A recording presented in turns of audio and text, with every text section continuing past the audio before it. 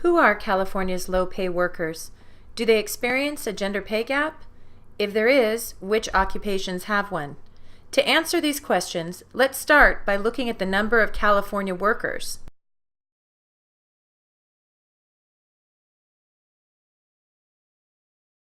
I estimate there are 21.5 million Californians who report working in an occupation sector, but this number includes part-time and full-time workers, those who worked less than 52 weeks of the year, self-employed workers, those who may or may not be in the labor force, and even those who might not be at work because of disability or for some other reason.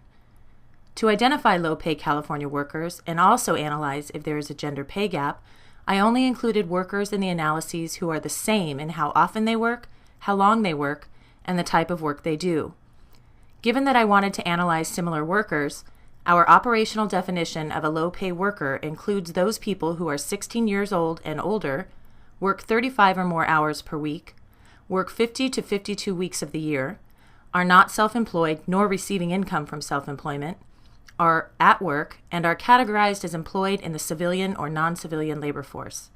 So, whittling down Californians to fit our operational definition of worker gives us an estimated 9.4 million Californians to analyze.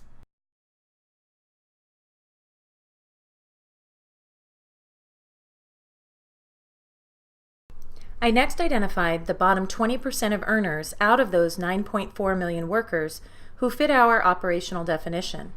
This is an estimated 1.9 million workers who reported earning $24,000 or less for an entire year of full-time work. These are our low-pay California workers.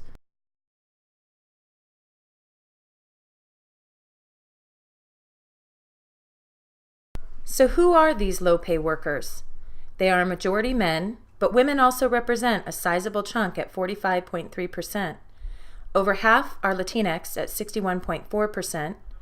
Exactly half are estimated to be ages 25 to 44, and 62% have a high school diploma or less.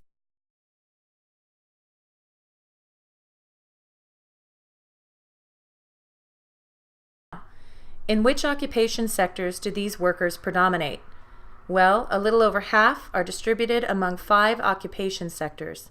We see office support, which includes jobs such as first-line supervisors, file clerks, and credit authorizers. There is also food service, which includes jobs such as chefs, bartenders, and dishwashers. We also see low-pay workers in production, sales work, and transportation and material moving occupation sectors, which each also include a variety of more detailed occupations.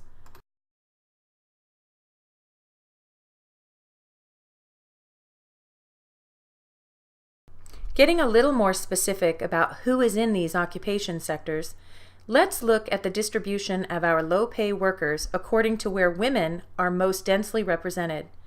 Women comprise over half of the low-wage workers in many occupation sectors and are found in larger numbers than men are in health services, education, personal care, medical, legal, office support, finance, business, sales, community service, and management. But which occupation sectors contain a significant gender pay gap?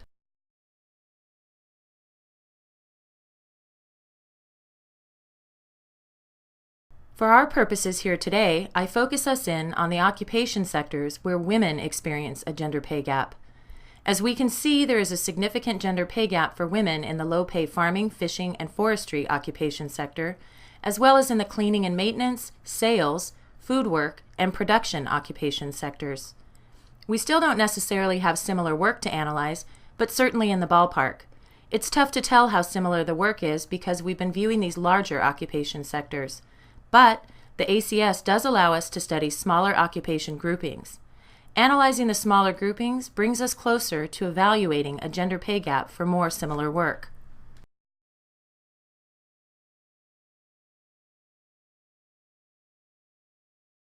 So let's take a closer look at the smaller groupings in an occupation sector where there are a lot of low-wage workers and where there is a significant gender pay gap for women, the food service sector.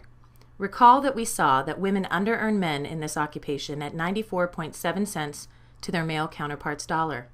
We can see looking at these smaller groupings here, that there are significant differences in pay found in what women earn as low-pay waitresses and cooks, with women earning 88.9 cents to men's dollars as low-pay waitresses and 93.6 cents to men's dollars as low-pay cooks. Note here too, though, that cooks can be broken down into fast food cooks, institutional and cafeteria cooks, private household cooks, and other types of cooks. However, data for these very detailed occupations are unavailable through the public use ACS files, so we leave it as a group categorized broadly as cooks.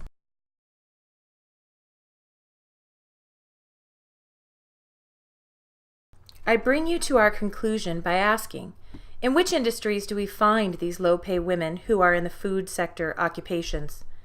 As expected in this case, most, or 77.5%, are located in the food services and accommodation industry. However, they are also represented in the thousands in several other industries.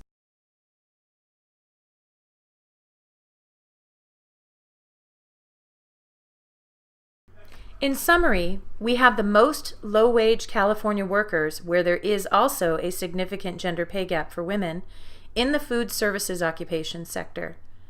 In the spirit of analyzing similar work, we can also break the food service occupation sector into smaller occupations that might be considered more similar and estimate that there is a significant gender pay gap for women who are waitresses and who are cooks.